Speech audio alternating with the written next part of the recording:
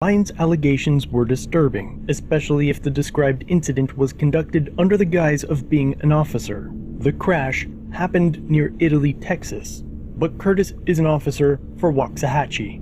The incident was way out of his jurisdiction, even if he was on duty. But even more disturbing was what the victims say about how the police department was handling the incident. Huckabee called Ryan yesterday, and just making it out to be like basically it's Ryan's fault that he shouldn't have had a tail light out. It's not fair that Ryan is going to have to look over his shoulder for this either. Right. I don't think that's the case. Tanner had said the same thing, that Huckabee basically was like ugly to him too. I just don't want this to turn into, how it can go. Let's not be dumb. I get that, but all of this is in the county, not in the city. Right. It's not their jurisdiction to look into matters like that.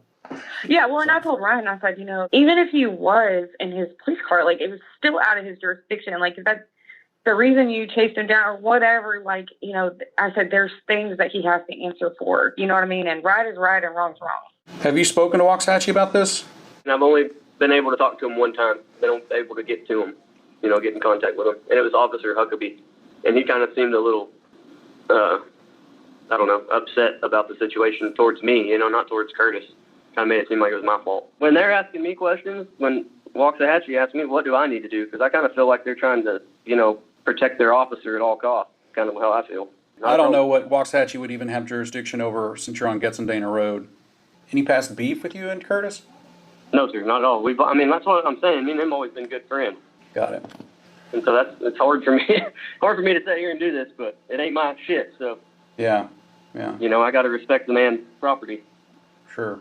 I didn't want Curtis to get in trouble. I didn't think nothing about it when I told Tanner. I was like, well, hell, we'll just go through his insurance and figure it out that way. But you know what? This is the right thing to do.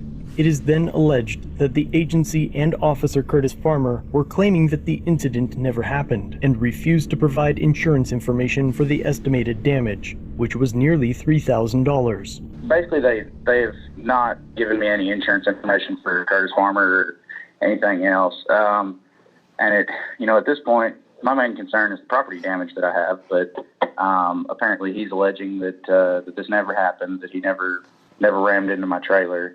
And I don't know. I'm pretty upset right now. This whole thing is it's ridiculous.